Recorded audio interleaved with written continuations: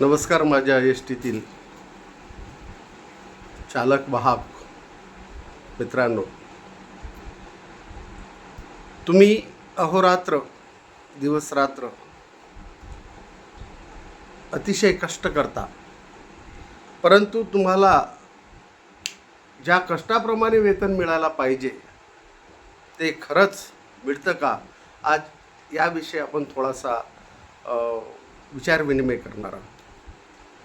मला एक समजत नाही की महाराष्ट्र शासनाची जी नीती आहे ती नीती किती प्रकारची गेलेली आहे. कारण जे व्यक्ती फक्त आणि फक्त ए सीमध्ये बसून खुर्च्या तोडण्याचं काम करतात, चहा प्यायला 1 घंटा लावतात, त्यानंतर जेवणाचा त्यांचा टायमिंग, ह्या सगळ्या प्रकारच्या गोष्टी टी ए डी ए अमकं ढमकं सर्व काही भेटते आणि त्यांना पगार 1.5 लाख, 1.25 लाख.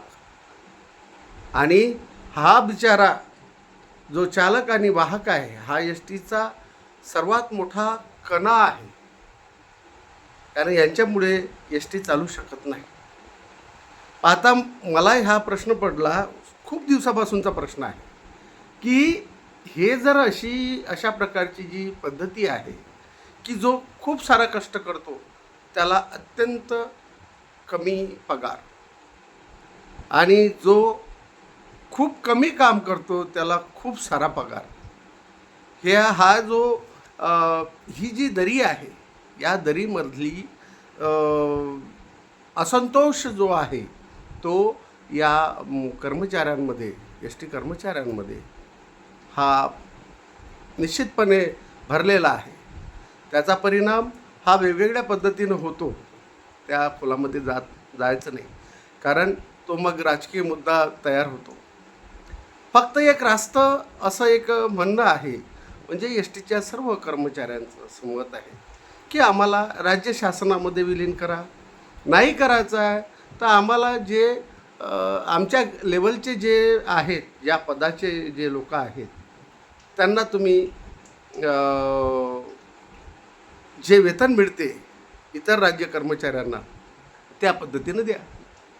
मग आता तहसीलमधला एक साधा क्लार्क, ज्याला 8-10 वर्ष, 12 वर्ष, 15 वर्ष झालेली आहेत, त्याला 70,000 रुपये पगार आहे. आणि आपल्या एस टीचा जो चालक आणि वाहक आहे त्याला रिटायरमेंटपर्यंत सुद्धा 70,000पर्यंत तो जात नाही. जास्तीत जास्त 65पर्यंत. मग हा जो फरक आहे हा फरक या एस टी कर्मचाऱ्यांमध्ये असंतोषाची भावना तयार करतो आणि त्याचा परिपाक काय होते की मग काम करण्याची जी वृत्ती आहे ती त्याची कमी होते. एस टीचा चालक आणि वाहक जाऊ दे म्हणते, काय एखादी फेरी गेली तर गेली, जाऊ दे ब्रेकडाऊन झालं तर मग होते काम तर मग राहा इथंच. आणि त्यांना हे सगळी असंतोषाची जी भावना आहे हा याच्यासाठी आहे, पगाराची जी दरी वाढवून ठेवलेली आहे महाराष्ट्र राज्य शासनाने, ती दरी जर कमी केली तर जो उत्साह काम करण्याप्रती येतो तो उत्साह कायम राहील. आता हे चालक वाहक जेव्हा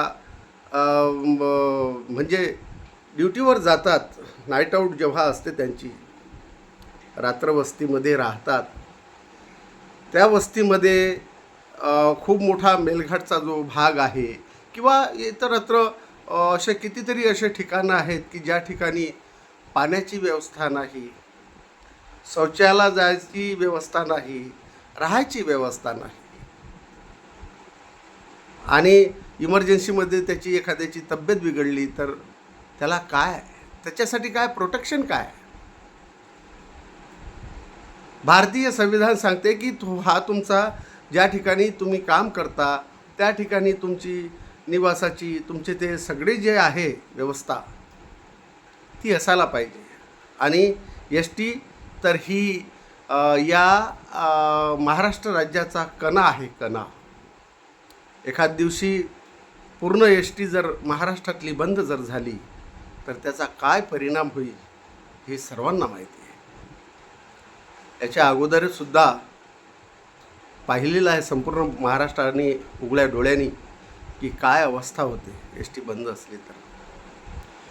मुळात ही असंतोषाची जी भावना आहे ती पसरू न देणे किंवा न येऊ देणे हे आद्य कर्तव्य महाराष्ट्र राज्य शासनाचं आहे. तुम्हाला एस टी पाहिजे, सर्वसामान्याला एस टी पाहिजे.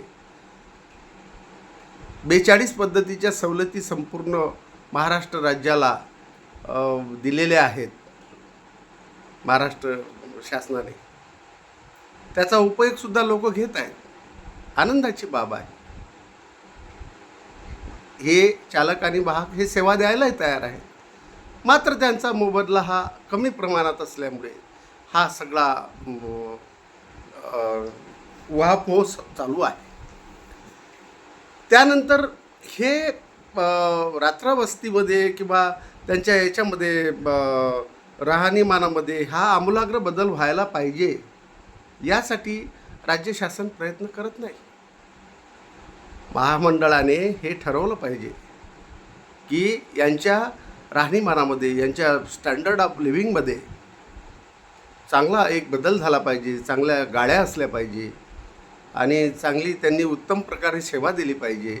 त्यांच्यासाठी निवासाची, जिथं रात्र वस्तीमध्ये ते राहतात तर तिथं कुठंतरी ॲडजस्टमेंट केली पाहिजे, शौचाची व्यवस्था केली पाहिजे, आंघोळीची. त्याचा ताण जो आहे, जो मानसिक ताण आहे, जो शारीरिक ताण आहे, हा थकवा निघाला पाहिजे, त्याचं समाधान वाटलं पाहिजे त्याला. तर त्याच्यासाठी असे पर्यायी छोटे छोटे जे कामं आहेत हे केले पाहिजे. काही ठिकाणी मी बघतो की दुर्गम भागामध्ये जेव्हा रात्रवस्तीमध्ये आदिवासी भागामध्ये काही चालक वाहक जातात, तिथं त्यांना बसमध्ये प्रचंड गरमीमध्ये त्या गाडीतच झोपावं लागते. तिथं काही चार्जिंगची व्यवस्था नाही, काही नाही. आणि दुसरं म्हणजे नियोजन जी आहे की जे लांबचे शेड्यूल आहेत आणि दुर्गम भागामध्ये जात आहेत, त्याला चांगल्या प्रतीच्या गाड्या जर दिल्या तर ते सुद्धा एक महत्त्वाचा. खूप साऱ्या गोष्टी आहेत.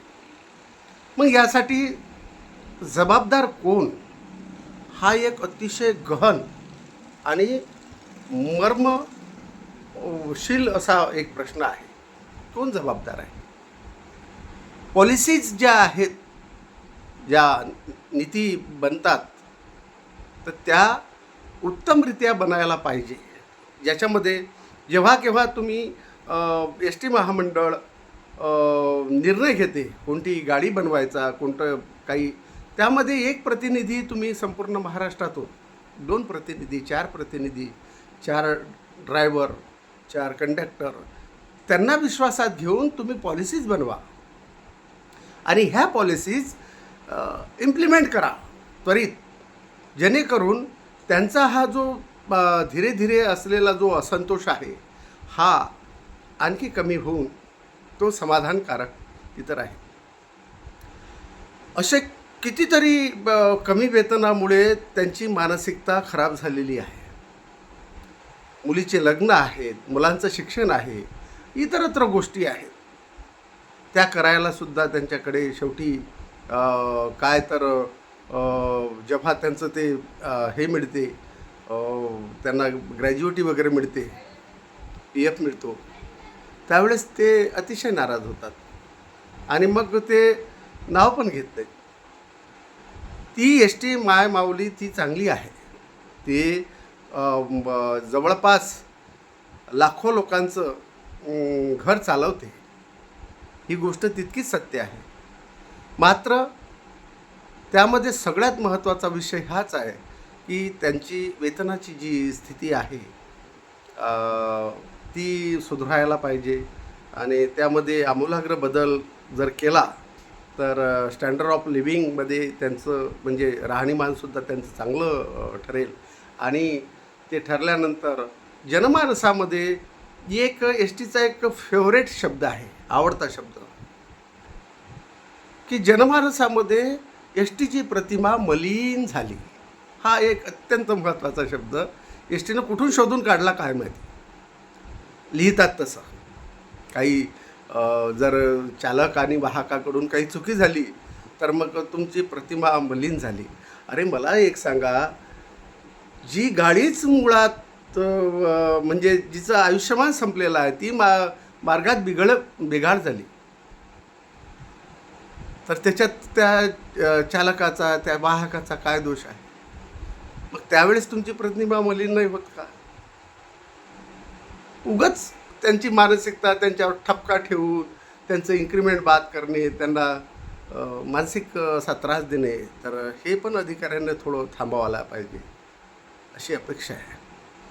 पुढील एक चांगला विषय आपण घेणार आहोत, पेन्शन आणि एस टीच्या कर्मचाऱ्यांचं पेन्शन याविषयी आपण विस्तृत पुढच्या एपिसोडमध्ये नक्की बघूया.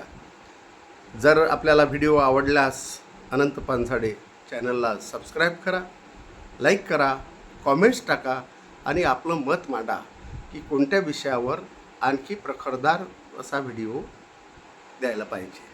पुन्हा आपण पेन्शनच्या व्हिडिओमध्ये भेटू. तोपर्यंत मी आपली अनंत पानझाडे रजा घेतो. नमस्कार.